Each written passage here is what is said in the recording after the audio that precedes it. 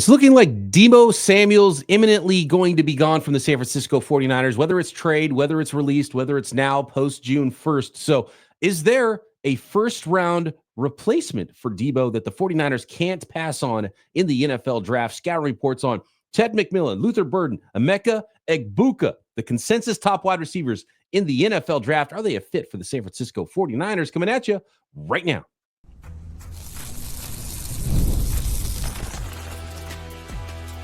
You are Locked On 49ers, your daily San Francisco 49ers podcast, part of the Locked On Podcast Network, your team every day. Welcome to Locked On 49ers. Brian Peacock and Eric Crocker at BD Peacock at Crocky209. Thanks, everybody, for making us your first listen on the Locked On Podcast Network, your team every day. Love our everydayers. Appreciate new listeners as well. Anybody watching this and you want to hang out with us every day, talk 49ers, talk draft, subscribe on YouTube or anywhere you get your podcast. And if you're already subscribed and you're coming through on YouTube, hit that thumbs up. Just let us know that you're stopping in. We're talking wide receivers today, and you might think, hey, Peacock, the San Francisco 49ers drafted a first-round wide receiver last year. They can't possibly go wide receiver again. I'm going to make this statement. The wide receiver class in 2025 could be very impactful for the San Francisco 49ers for one big reason and another more obvious reason. We'll get to that in a second. Let's start with our scouting reports, though, Croc. Pick 11. Do we see some prospects that might be someone that is too good to pass up for the San Francisco 49ers at that portion of the draft? The consensus, we'll go consensus order here.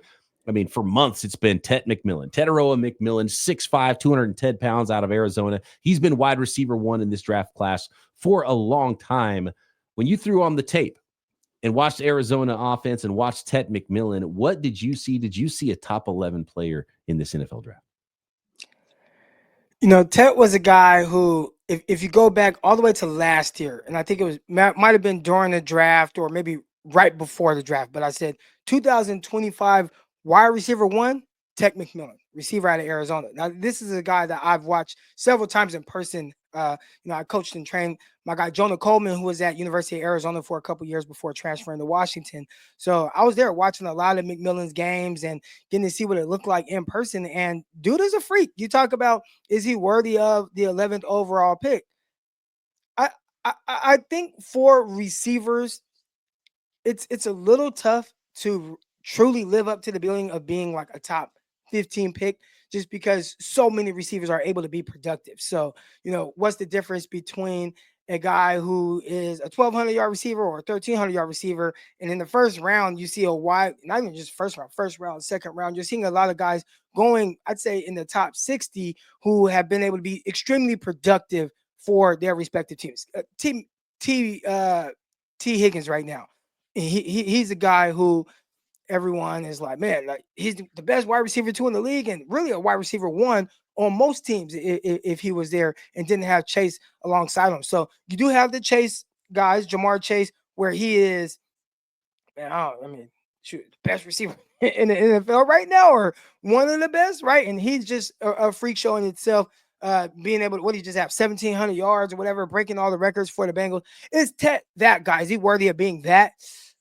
I don't know if he's that kind of explosive receiver, but I look at a guy like Drake London, who was a top 10 pick. I look at a guy like Mike Evans, who has been terrific. Has he ever been the top 1 or 2 or 3 receivers in the NFL? No, but he's consistently, I feel like, been in that 5 to 10 range, and maybe a little disrespected for people that don't have him as a top 10 receiver. But all he's been is super productive, and I think for Tampa Bay, they tell you very worthy of the top 10 pick that they used on Mike Evans in a class where there was Odell Beckham, Brandon Cooks, just a lot of receivers that performed at a high level.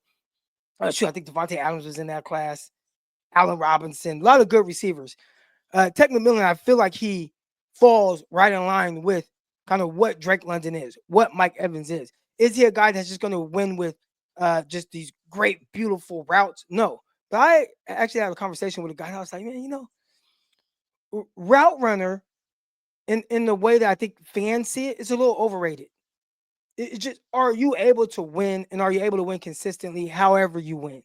And a guy like Ted McMillan is going to look a little different than the way that Luther Burden wins, and we'll discuss him in a minute. But there's a lot of body positioning. There's a lot of being able to box guys out. There's a lot of using his frame and his length to go up and get balls. I think his run after catch is probably something that people might overlook a little bit, and he does a terrific job with that. He's able to find the soft spots. He's going up 50-50 balls or more, 80-20 balls when you're throwing to him. He's a terrific guy, a terrific prospect. And last year I said wide receiver 1. I think he is in this class. But for a specific type of offense, and they're going to use him a certain type of way. And even with T. Higgins, as great as he is for Cincinnati, he may not be everyone's flavor no matter what team he goes to. I think a team that drafts a guy like Ted McMillan, you got to understand, and let's put him in positions where he's going to be successful. Then there's other times where he's going to make us successful because he's just so talented. But freak show, big, tall, very fluid receiver that is a tremendous playmaker. I see so many things that you see with Ted McMillan, 6'5", 210 out of the University of Arizona. I didn't really think about the T. Higgins comp, but that's actually a pretty good one. Drake London is kind of the comp that everyone goes to. He was the 8th pick in a recent draft. Big body guy, 6'5", smooth mover. Mike Evans, another one, going a little bit further back. Ted McMillan, not quite the power player that Mike Evans was, but the thing that those guys have in common is that they're always open because they have legit size, legit ball skills. And you don't have to route people up if you can just pull down the rock anytime your quarterback throws to you. Now, you need to have an offensive coordinator, you need to have an offense, you need to have a quarterback that is okay with throwing to a guy that might not have a ton of separation. But it makes a guy who's not a burner a really awesome downfield threat. And Ted McMillan is that. You see a lot of deep balls, a lot of comebacks, and he's really good out there on the perimeter. Size, ball skills, just that ability, it's just easy for Ted McMillan. You watch him play, and he's just like, the ball's in the air. It's like, this is my ball. I'm going to go get it. I'm going to get open. I'm going to make plays. If I'm not open, throw it to me anyway. I'm going to bring it down. I'm going to come down with this ball. So I love that mentality, and I love how natural and smooth he looks. And yeah, I've got the run after catch, that yak ability. He needs a little bit of a runway to get going, but he's got a little vision in the open field. He'll make some moves, and then he can hit a seam if it's there. He's got really underrated yak ability that I did not expect to see. Why is he not a slam dunk, not only top 10, but top 5 pick in the NFL draft then? Because we're talking pretty glowingly about him. Mike Evans might be a Hall of Fame player. He's been an unbelievable, consistent player in the NFL. We're throwing out some pretty big comps here. Speed is the big one. How fast is he? He's tall. The big 6'5", basketball build, those players are kind of getting phased out of the NFL. And we just named a few of them, but that's literally the only ones in the NFL. There's not that many of those guys. So either you hit and you're a star and you're awesome, or you're kind of you don't have the quicks, and you can't operate in those small areas in the short to intermediate area, as a lot of teams do love to operate this day and age in the NFL. I think he's plenty good, and I think he's going to be more in the hit category than the miss category. But there is some bust potential, and I would say, on the out, and he's an X receiver, he's an outside receiver, but then his release package and his long-leggedness, that's not always the best. And then you don't have the burner speed. So, and you talk about this a lot, Croc, as a bigger corner, you like going against the bigger receivers because you're not as worried about them running by you and having a ton of quickness, and you feel like you can stay with the guy, and you can. So is he somebody that's going to have a little bit of a tougher time getting off the line of scrimmage in the NFL with DBs not worried about him running by them? And so for Ted McMillan, I think the combine is huge because really all he has to do is run in the 4.4s. And at that point, he might not be there at 11. He might be gone at pick 4 to the New England Patriots, right? If he runs a really good 40 time. And if he runs a really slow time, I think that would kind of really start to make you worry a little bit more about the negatives, which is just, top speed, the quicks in the short area. He's not a guy that you're going to feed like some top receivers in the NFL right now. You're not going to throw him a whole bunch of screen passes, and, his stop-start ability from just catching the ball and going, might not be his strength, even though when he does have a runway, he is really good and surprisingly good after the catch. But man, I think he's a stud. I think he's going to go pretty high, and I'm going to be interested to see what team really falls in love with him and how high the receivers go. Because another thing that became very clear to me is this isn't the best draft class. And if you're a team that wants, and you're trying to get that wide receiver 1, you might say to yourself, well, Ted McMillan's my only shot. to get that.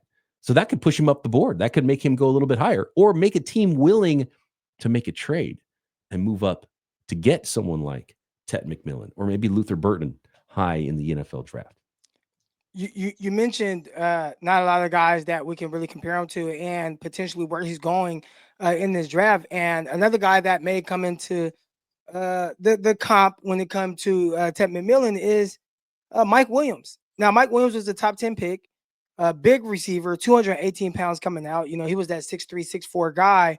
And you saw how he kind of had to win, and he was a jump ball monster, and he kind of had to be that because he was a 4.54 guy in the 40-yard dash, and he did that at his pro day, not even at the combine. And sometimes we know pro day time, could be a little faster sometimes. So is he truly on AccuTrack a 4.57, 4.58 guy, right? And maybe Tet is more in that ilk. But Mike Williams, if it weren't for the injuries, he started to have some injuries that I feel like kind of like had him fall off a cliff athleticism-wise.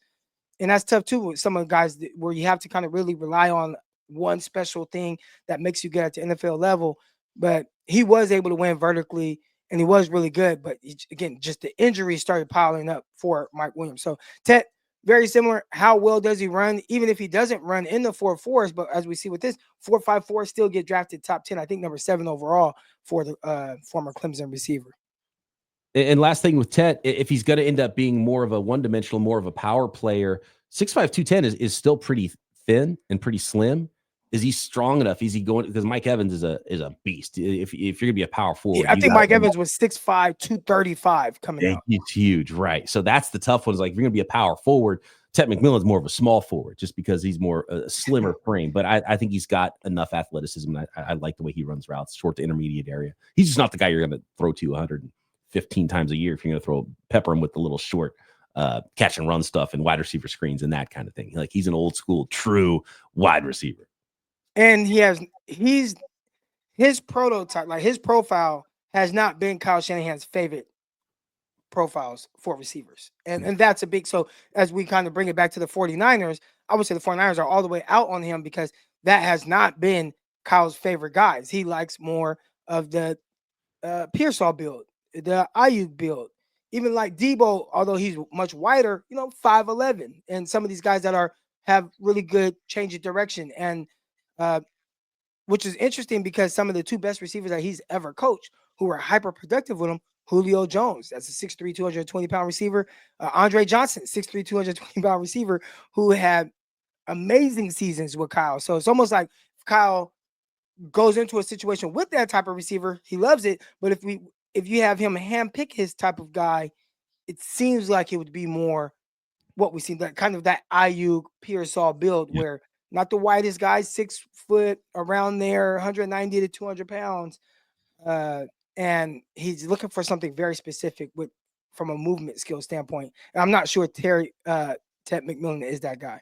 Perfect segue, Croc, because the next guy is that guy.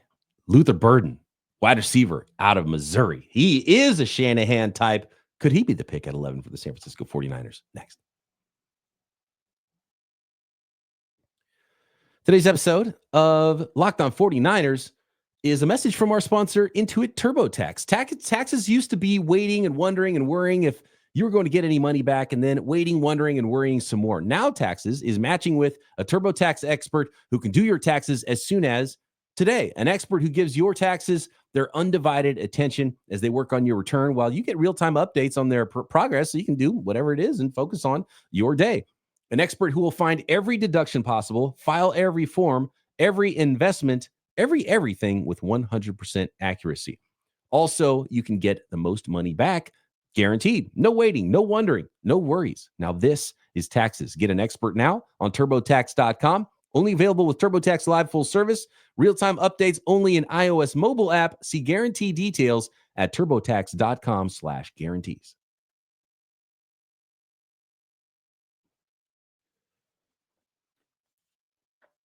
Luther Burden, wide receiver out of the University of Missouri. And I've been watching this guy for a while because last year, late in the college football season, I was watching Luther Burden and I was like, oh my God, this is the guy. This is Kyle Shanahan's guy. This is the 49ers guy. And then I realized he's a sophomore. He's not even draft eligible. I'm like, okay, got to wait one more year. And it wasn't the best year. It wasn't the best year for Luther Burden in 2024. And I want to put that out of the way first. That's one of the negatives is 2023, his production was way higher than 2024. But my goodness, his quarterback play was awful in 2024. I mean, wide receiver screen. His quarterback missed him over his head, and not only missed him, he missed the guys on the bench over his head. And this looked like a throwaway. It wasn't a throwaway. He's trying to throw to Luther Burden, and one of the easiest throws you can make. There's nobody around Luther Burden. He wasn't throwing the ball away. He missed him that badly. So I want to put that out there. Don't scout the box score with 2024 production for Luther Burden. But he's listed 6 feet 200. Might not be 6 feet tall, but he's explosive. He's quick. He's got the burst. I mean, and it jumps out on the film when you watch him play. And yeah, Luther Burden would absolutely be a yak bro. And especially when you're trying to find a player that maybe would be replacing Deebo Samuel, I think is the perfect guy, especially in this draft class. You put him at the Z position, you move him around. He can play outside, but you can put him in the slot. You could do some wide back stuff and hand him the ball and let him go to work with some of his explosive ability and run after the catch. He's really good versus zone, but he can route up man as well because of that elite level explosive quickness and burst. He's awesome. He's a really good prospect, Croc. And I think Kyle Shanahan would be like, yes, that's my guy. Can they go back to the first round of wide receiver, though, Croc? No, you can't. And I think most people would tell you there's just much more bigger. There's bigger pressing issues. Now, here's my thing. I am all for accumulating as much talent as possible. And I'm not big on reaching for something just because it may potentially be an area where you need to improve. We had that discussion a lot last year where at pick 31, everybody's like, you got to get a tackle or you got to get, and it's like, well, you got to get the right guy, and 49ers did a really good job. They waited. They found a guard in Dominique Pooney, who is going to be a long-term guy for them. Right. So like they didn't force the fit. They found the guy who fit what they wanted to do. And now it's like, hey, that worked out. And I think you should continue to get guys like that. The thing is that pick 11, you're going to have much more opportunity to get the guys that do fit what you like to do. So from that standpoint, I would say, yeah, you do got to lean more, O-line, D-line, and beef up your trenches. But if I wanted to get a little spicy, and again, one more reason I don't see this happening. I mean, you do have Brandon Ayuk coming back. You just paid him a ton of money. You just drafted a receiver in the first round last year with Ricky Pearsall. You still have Juwan Jennings coming back, who he was in a much bigger role this season, and he passed whatever test they have for him. I feel like he passed that. I wouldn't even be surprised. We're not thinking about it right now, but if he's a guy that they give a new contract to heading into this season. I haven't heard anybody talk about anything for Juwan Jennings, but because it's just what he is, how they've been able to use him, and I don't think his price tag would be a lot. I could see them saying, all right, here's a 3-year extension on the year that you already have left on over. So the 49ers have him locked in for the next 4 years. I could see that happening. But because of him, you drafted Jacob Cowing. I just think it's hard to say, oh, yeah, we're going to add another receiver for a team who clearly value receivers but don't value. Like they're not looking to like force feed a guy, or they're not looking to really prioritize a pass catcher in the offense, and you still have George Kittle. Forgot about him somehow. All right, but you still got George Kittle. So you have a lot of these different weapons that you're able to utilize, and I think the 49ers continue to do that as opposed to saying, hey, let's get Luther Burden and figure out a bunch of different ways to get the ball in his hands, because that's exactly what Missouri did. And if any of you go, Marcus Mosher had a tweet, I think he deleted, but he had a tweet where it's like 40 minutes of just every touch of Luther Burden at Missouri, and they look to get the ball in his hands any and every way. And a guy that jumped out to me right away, just what he looked like. And some of it's different because just quarterback play. But man, you watch Malik Neighbors at LSU and just what it looked like and how strong he was. Like Luther Burden is strong. I'm watching him drag guys and for 5-6 yards on screens. I mean, he's a strong guy.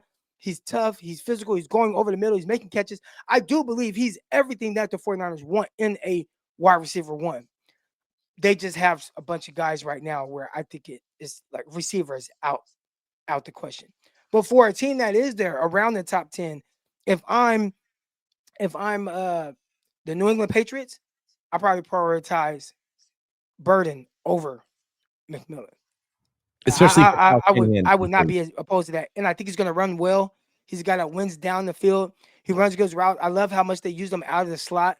Hey, get your best receiver matchups that you like versus safeties versus backers. Get him in space. They're throwing screens to him. Like they did any and everything to get the ball in his hands, and it was worth it. So I would love him. I would love him, but I just don't think he fits with what the 49ers currently have going on. More on Luther Burden and why Tet McMillan and Luther Burden could be a huge factor for the San Francisco 49ers, even if they don't draft one of them at pick 11. And then the Ohio State wide receiver, Emeka Egbuka, is kind of the consensus number 3 wide receiver in this draft as well. Next. This episode of Locked On 49ers is brought to you by FanDuel, America's #1 sports book. When the game tips off, the NBA action is just getting started, and there's no better place to get in on that action than FanDuel. With FanDuel, you can place live bets throughout the game, so even if you miss the opening tip-off, you can bet on that fourth quarter comeback. And if you're looking for a bigger payout, you can even combine your live bets into a same-game parlay. And right now is when the NBA really starts getting going, right? The post-trade deadline, post-All-Star game, things get really real in February and into March. And of course, we're talking March. We're talking the college basketball tournament as well. You can get in on all of it, live same-game parlays, live betting, Major League Baseball getting going as well in the spring here every day, all summer long. And of course, still bet on the NFL. Bet on the next Super Bowl champion. Bet on those San Francisco 49ers. NFL draft props as well. All of it at FanDuel. And right now, new customers can get $150 in bonus bets if your first $5 bet wins. Just visit FanDuel.com to join today. That's FanDuel.com for your shot at $150 in bonus bets. Make every moment more with FanDuel, the official sports betting partner of the NBA. I'm glad you brought up the physicality of Luther Burden, Croc, because it's one of the underrated aspects of his game, one of the underrated aspects of what makes a wide receiver really good in the NFL. And I talk about this a lot. At wide receiver, you have to win dirty. And what I mean by that is it's not always going to be easy and pretty like it is in college. It's the same for running backs. It's the same for pass rushers. You can be the best athlete on the field and run around guys all day in college, and especially like in high school. In the NFL, the other teams had the best athletes as well. And so you have to be able to win when you can't just win by pure athleticism. And there's an edge to Luther Burden's game and a physicality to it that I really like. And look, he might not be quite 6 feet. Yeah, I've seen him listed 200, 205, 208, 5'11, 5'11 and a half, 205, something like that. That's Kyle Shanahan's wheelhouse, right? That's exactly what Brandon Ayuk was coming out. So Ayuk was instantly one of my comps because he's got that and remember, Ayuk it looked like he was going to be a monster yak guy in the NFL, and he wasn't quite as good at the yak in the NFL as he was in college. Luther Burden might not be he's not going to be Deebo as far as yak in the NFL, but he's going to be a guy you want to put the ball in his hands. He's that same. So Ayuk's one of my comps because that looseness, that explosive ability in and out of his breaks, I think he'll be really good short, intermediate, but he's also got ball skills and toughness. And he can go up and get the ball better than Brandon Ayuk was coming out of college at similar size. I've seen Garrett Wilson because of his athleticism as a comp, but another comp that's interesting is Amon-Ra St. Brown because of that edge that Amon-Ra St. Brown plays with. And I think that's one of the factors that's really going to make Luther Burden hit is he's not just an athlete, like he's a football player out there and he's got some intensity to his game. And I love that. So I love everything about Luther Burden. I would have no problem if the Niners took Luther Burden at pick 11, and probably he would be in everybody's mock draft for the 49ers at pick 11, especially with the Deebo trade stuff, if they didn't draft Ricky Pearsall last year. So if you redid the Pearsall pick and gave him Cooper DeJean, Johnny Newton, Jackson Powers-Johnson, whoever it was, and not wide receiver, Luther Burden would be the most popular pick for the 49ers at pick 11. But right now, you can't do that. But what you can do, Clock, the tough thing about that is they took a receiver who's good and fits what they do. And I think that's the better way to go about it for the 49ers, because if you pick a guy this high, then you got to prioritize him in the offense. And the 49ers with an offense with guys that we mentioned, Brandon Ayuk, now Ricky Pearsall, but take Ricky Pearsall away, and you go, oh, well, we got Brandon Ayuk, you got George Kittle, you got Christian McCaffrey, you got Juwan Jennings, and then, okay, we got Luther Burden, but are they still going to feature him in the offense that makes him worthy of the 11th overall pick? And that was the same thing in a lot of the conversation around Brandon Ayuk. Like, oh, No, well, the 49ers don't want to pay Brandon Ayuk. Why would they want to pay a guy $30 million when they don't plan to use him like the other guys who are getting paid $30 million? And we saw that early on. He did have the one game where he was targeted 10 times, but that's a rarity for Brandon Ayuk. He's typically not seeing those type of targets. And what was all the outrage?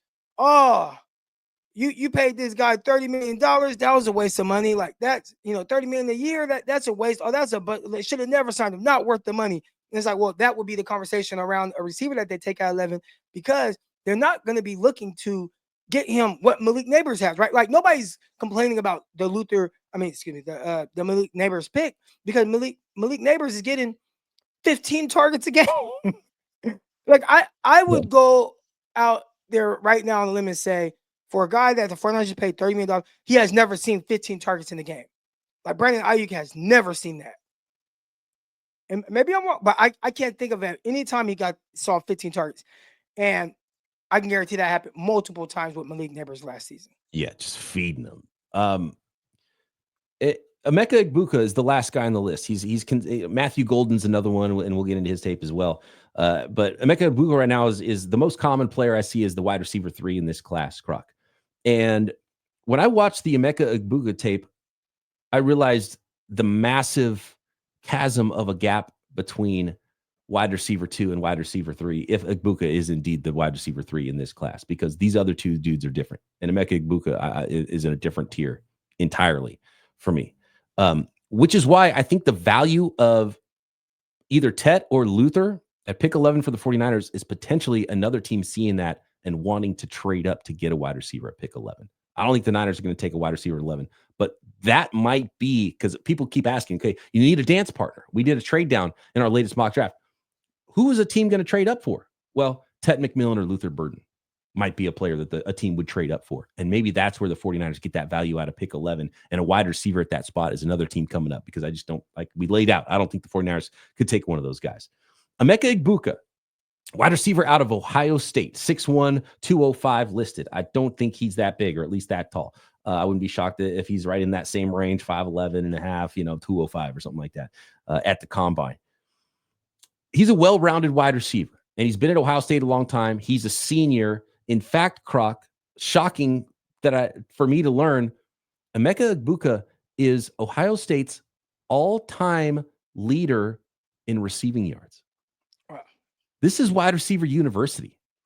Chris Olave in recent history, Marvin Harrison, Garrett Wilson. I mean, Chris Carter, Terry Glenn. This is David Boston. This is a program that is Jackson Smith and Jigba, Michael Thomas. This is a program that has pumped out insane amount of NFL talent, and Emeka Egbuka has more receiving yards than all of them. Wow. He broke Michael Jenkins' record. Michael Jenkins, you remember Michael Jenkins? 2001. Yeah, big, tall receiver. Yeah, 6'4". Yeah, and I was like, man, I can't really remember him in the NFL. Well, because he didn't do anything in the NFL. He was a first-round guy, late first-round guy. Emeka Egbuka was more Michael Jenkins than any other names I just listed. Like Emeka Egbuka, I was extremely disappointed watching the Egbuka tape. I thought I was going to see a first-round guy. I saw a second or third-round guy, like all day. I wouldn't draft him in the top 50. I don't know what people are seeing. He's solid, and maybe there's like super high character leadership stuff that maybe you bump him up a little bit. Well-rounded receiver. He can give you a little bit of everything, not too much yak. Production is awesome. He moves around the formation. He plays in the slot a lot. Plays like a seasoned vet, has a nice feel out there. But man, there were no standout traits. Like I fell asleep watching this dude. I love this. I saw somebody put a comp out there at Christian Kirk. I thought that was pretty good. And Christian Kirk's been a starting wide receiver in the NFL, made himself a little bit of money. Are you like racing to turn in the card that has Christian Kirk's name in the first round at wide receiver in the NFL draft?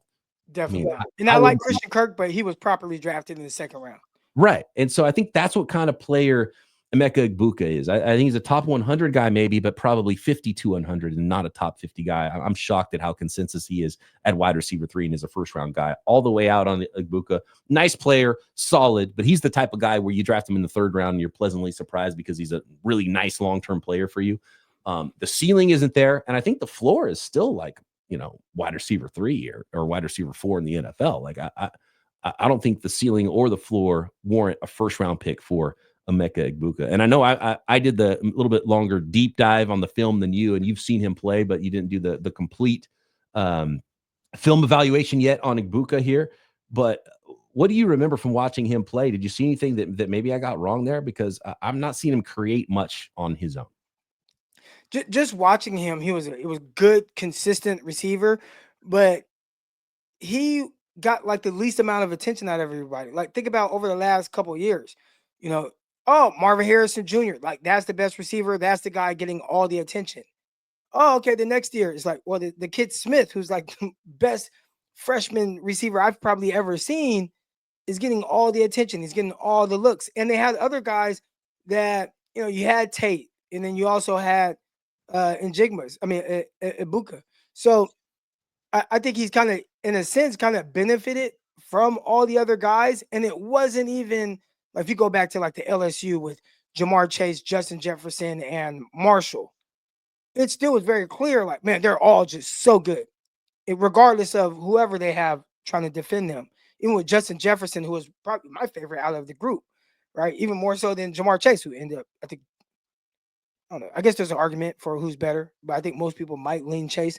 Maybe. I don't know. But anyways, Justin Jefferson, I always liked him more. Mocked him to the 49ers. Everybody thought I was crazy. But it was very clear, like, just how good they were, how great they were for those teams. And with Egbuka, is just, I have not gotten that sense, but also I have not had a deep dive. So maybe I can dive into it and say, I really like this. I really like that. The cool thing about, if he's a guy who goes third round, you don't have the same type of expectations. Mm-hmm. And if you think of another Ohio State receiver, Scary Terry McLaurin, he was a third round pick, and he was a guy who, he ran good routes, did some good things, he was productive at Ohio State, but he didn't have to be the guy, and until it was like, oh, he's actually really good, and this was a great third round pick. And I think Egbuka could be more of, oh man, like we ended up drafting a really good receiver, as opposed to coming into the NFL and having those type of expectations. Yep. Nowhere near enough ceiling for me with Emeka Egbuka. And as you laid out, he was always like, if Ohio State had another dude, then Egbuka was a backseat to whoever that dude was. And he had a really big like sophomore year, but that was because Jackson Smith-Njigba was hurt all year. And then the next year, Marvin Harrison's there. So then backseat again for Egbuka. And look, those are really good players to have a backseat to, but he doesn't compare to any of those guys. I have a feeling it's going to be another wide receiver that we watch that I think is better as a wide receiver 3. But if truly Egbuka is wide receiver 3 in this class, that means teams are going to be fighting to get up to get Ted McMillan and Luther Burden. And that's the value maybe here for the San Francisco 49ers. Real quick. So I made a comment about Brandon Ayuk and double-digit targets, and then I looked at Malik Neighbors and talking about what makes it worthy of a guy, like depending on how you plan to utilize him, right? So Brandon Ayuk in his all-pro season, this is the 1,342-yard season. He had one game where he had 10 or more targets, and he didn't even have more than 10 targets. He had literally 10 targets. It was the Cleveland Browns game, as a matter of fact. So that was the only game where he had 10 targets. There were a couple other games where he had 9. I see some 8s, but that's not featuring a guy. And that's why I always felt like, hey, he actually was targeted a little bit more the year prior, where he was a barely 1,000-yard receiver, and it could really flip because how the 49ers use him, and it won't be worth what they're going to have to pay him. That was just a thought. All right, so one game where he had double-digit targets. You look at Malik Neighbors last season for the New York Giants, and he had 1, 2, 3, 4, 5, 6, 7, 8, 9, 10 games where he had double-digit targets in comparisons to Ayuk's. And we're talking about 18 targets, 15 targets, 13, 14. I mean, it's a lot of targets. Now, that doesn't mean you're going to be this ultra productive receiver, but when you just look at how they plan to use him, it's like, well, yeah, look where they drafted him at. And I think for the 49ers, even if they were to draft a guy at 11, would they plan to justify picking a guy that high and use him that way? I'd say no. Yep. And as far as answering the question of replacing Deebo Samuel, they did it last year when they drafted Ricky Pearsall in the first round. I don't think they need to be spending any high resources, draft or free agency or trade, to bring in a guy to replace Deebo Samuel. You got Juwan Jennings. You got Brandon Ayuk. If you're not unsure about Brandon Ayuk's knee and him coming back and being ready for week 1, Maybe you can find a veteran option out there that's cost effective on a short-term deal that could come in and make sure that you're covered there. You could still draft a guy in the mid rounds, and we'll get to some prospects there. And I've already watched a few guys that I like as maybe that option. But yeah, the Deebo replacement has been drafted last year in Ricky Pearsall. It's Ayuk and Pearsall. You got Juwan Jennings. You got Cowing. Maybe continue to draft another guy and see what you got and add some competition. But the 49ers should not need to spend high-end resources to replace Deebo Samuel with the way the team build is going. And replacing Deebo Samuel doesn't mean that you have to use this guy the same way that you use Deebo Samuel. Yeah. It's just replacing your Z receiver. And so you have your X and Brandon Ayuk, and then your Z, which was Deebo Samuel, is now Ricky Pearsall. And that's how you replace them. And then you have Juwan Jennings, who's kind of like your H or your Y. But it's not, now all of a sudden you have to give this guy a bunch of reverses or jet sweeps and, he got lined up in I formation in the backfield and run the ball up the middle. Like, no, replacing Deebo Samuel is just replacing him on the field. And that's exactly what's going to happen with Ricky Pearsall. Thanks, everybody, for making us your first listen here on the Locked On Podcast Network. Subscribe up on YouTube or anywhere you listen to this podcast. And Croc and I will be back tomorrow, breaking everything down with what's going on in the San Francisco 49ers, more draft reports, getting ready for the NFL draft. The Combine is upcoming, and we'll be doing another Q&A as well. So get your questions and topics in for us if you want us to hit them in the YouTube comments or at BD Peacock, at Crocky209. Back tomorrow right here, Locked On 49ers.